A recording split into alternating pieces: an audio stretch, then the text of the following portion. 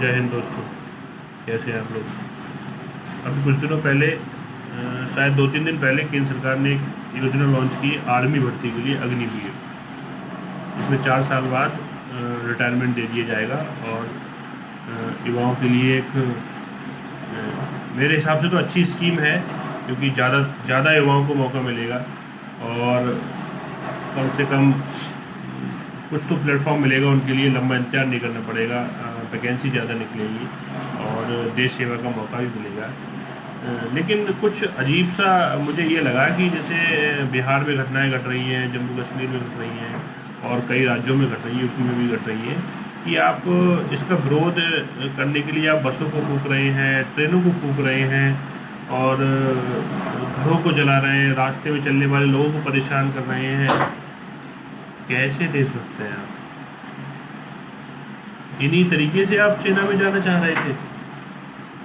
सेना शब्द के बारे में जानते हैं आप क्या है? करोड़ों लोगों की उम्मीदों का प्रतीक है सेना।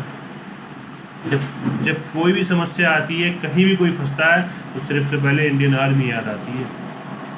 आपको क्या लगता है, बसें जला के, ट्रेन जला के क्या क्या शो करना चाह रहे हैं आप? सरकारी नौकरी खातिर इतनी बड़ी चीज होगी सरकारी नौकरी? हाँ, उम्मीदों पर पानी फिरता है तो दर्द होता है। आपकी आपकी भावनाओं से सहमत हूँ। ऐसा दर्द कई बार हो चुका है हम लोगों को। आज हम लोग 33 साल 34 साल के बैठे हुए हैं, ओवर एज हैं। हमने भी आर्मी की तैयारी की थी 2009 में। नहीं हुआ था सिलेक्शन, ट्रेन जला देते, बसें जला देते, ये सुसाइड कर लेते। आपके माँ बाप ने इसीलिए आपको पाला था कि आप सुसाइड कर ले नौकरी खातिर? या आपके माँ बाप का प्रेशर है आपके ऊपर कि आप सरकारी नौकर बन के आए और नौकरी नहीं मिलेगी तो आप सुसाइड कर लें? ऐसा कुछ नहीं है। जीवन में बहुत सारे काम हैं, बहुत सारे काम हैं, उन्हें करिए ना। जीवन चलाने के लिए आर्मी ज़रूरी नहीं है, जीवन चलाने के लिए पुलिस ज़रूरी नहीं है। और वैसे भी आर्मी कोई जॉब थोड़ी है, आर्मी सेवा है। मैं तो कहता हूँ आज 33 साल का हूँ, 1 साल मुझे मौका दिलवाइए आर्मी में, 1 भी रुपया नहीं लूँगा सैलरी, सिर्फ सेवा करके वापस आ जाऊँगा। कोई शर्त नहीं होगी। 1 साल, 2 साल, 3 साल है सरकार के पास ऐसी कोई योजना, मुझे दिलवाइए एंट्री। आपको तो मौका मिल रहा था, बार बार मौका मिलेगा। अब तो एज भी बढ़ा दी, 23 साल कर दी। चलो आपके अनुसार अग्निवीर योजना सही नहीं है, आपके जो तर्क हैं उनसे सरकार सहमत नहीं है, या सरकार के तर्कों से आप सहमत नहीं है, लेकिन इसका क्या करेंगे आप? क्या विरोध कर रहे हैं आप? क्या विरोध कर रहे हैं? ट्रेन जलाने से नौकरी मिल जाएगी?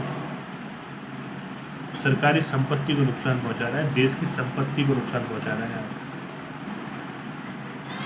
आप 19 साल, 20 साल, 21 साल के हो, 22 साल के हो, देश विश्व के सबसे युवा देश के युवा हो।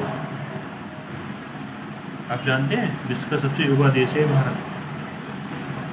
पूरे विश्व को आपसे उम्मीदें हैं कि इंडिया का युवा कुछ करेगा, और इंडिया को तो है ही, आपके माँ बाप को भी है, आपके रिश्तेदारों को भी है। और सबसे ज़्यादा चिंता का विषय ये है कि जो लोग सुसाइड कर रहे हैं, नौकरी नहीं लगी आर्मी की तो सुसाइड। आर्मी की जॉब के अलावा कोई जॉब ही नहीं है इंडिया में। क्या कर रहे हैं आप लोग?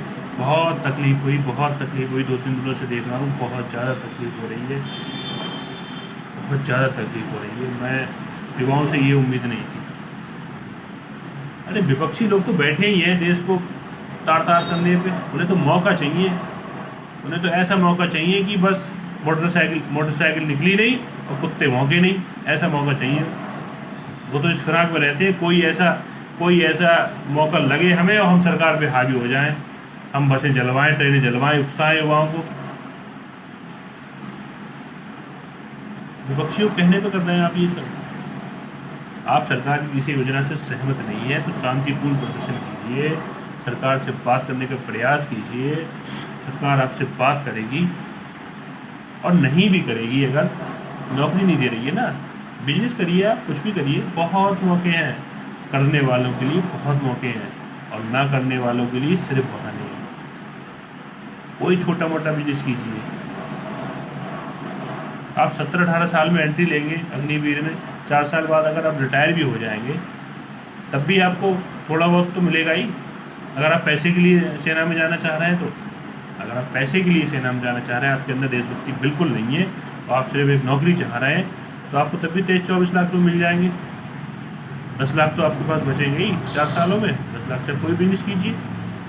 एक चीज़ और, आप जब पैदा हुए थे तो सरकार ने आपको एग्रीमेंट किया था कि आपको नौकरी देंगे हम, आपके पिताजी के साथ या आपके परिवार के साथ एग्रीमेंट किया था सरकार ने, या जब आप पैदा होंगे 18 साल के होंगे तो आपको नौकरी दी जाएगी। ऐसा तो कहीं नहीं है। बहुत से देशों में अनिवार्य सेना भर्ती चलती है जिसमें अनिवार्य देश सेवा की जाती है, वहाँ भी ऐसा ही होता है।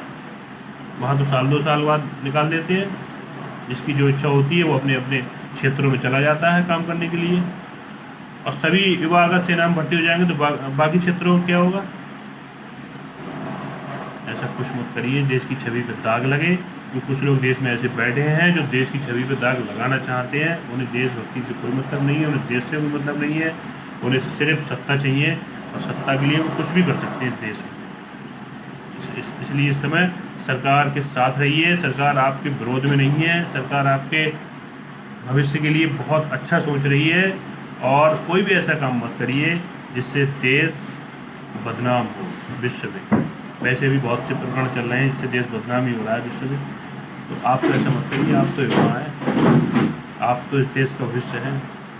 उन वैज्ञानिकों से पूछिए, उन वैज्ञानिकों से पूछिए जो जिन्हें आप जानते भी नहीं है कि आपके पास वैज्ञानिक बैठा हुआ है कोई, और दिन रात मेहनत करके देश को कहाँ से कहाँ ले जाने की कोशिश करते हैं। कुछ सीखिए उन लोगों से, कुछ सीखिए। ऐसे बहुत से हजारों लाखों लोग हैं जो अंधेरे में रहकर देश की सेवा कर रहे हैं और देश से कभी कोई मांग नहीं करते हैं। और देश से मांग कर रहे हैं तो फिर आप सेवा क्या कर रहे हैं? आप तो समझौता कर रहे हैं। आप तो समझौता कर रहे हैं ना कि आप, मैं देश सेवा करूंगा, आप मुझे सैलरी दीजिए, आप मुझे ये दीजिए, और नहीं दोगे, नहीं मुझे नौकरी दोगे तो मैं बसें फूकूँगा, ट्रेनें फूकूँगा, अपने माँ बाप के सपनों का गला घोटूँगा, सुसाइड करूँगा, अपनी बहनों को अकेला छोड़ के चला जाऊँगा, अपने माँ बाप को रोता हुआ छोड़ जाऊँगा क्योंकि मैं युवा हूँ, मेरे अंदर बहुत बड़ा हीरो है। सोचिए, विचार कीजिए। और बाकी जो लोग सहमत हैं वो से शेयर कीजिए। जो लोग सहमत नहीं हैं कोई दिक्कत नहीं, मुझे कोई दिक्कत नहीं है। मुझे आपसे बस इतनी उम्मीद है कि आप कुछ अच्छा करेंगे। बसें नहीं जलाएंगे, ट्रेनें नहीं जलाएंगे, पब्लिक प्रॉपर्टी को नुकसान नहीं पहुंचाएंगे और अपने माँ बाप को खुश देखना चाहेंगे। मुझे सबसे ज़्यादा चिंता आपके माँ बाप की है। आपके माँ बाप के आपके साथ बहुत सपने जुड़े हैं। एक बार उनके सामने खड़े होकर कहिए कि मुझे नहीं जाना आर्मी में, मैं कुछ और कर लूँगा। आपके माँ बाप एक बार भी आपसे ये नहीं कहेंगे नहीं आप आर्मी में जाइए। आपके माँ बाप के लिए आपकी खुशी महत्वपूर्ण है, इसलिए उन्हें खुश रखिए। आप खुश रहिए, अपने माँ बाप को खुश रखिए। धन्यवाद। जय हिंद, जय भारत।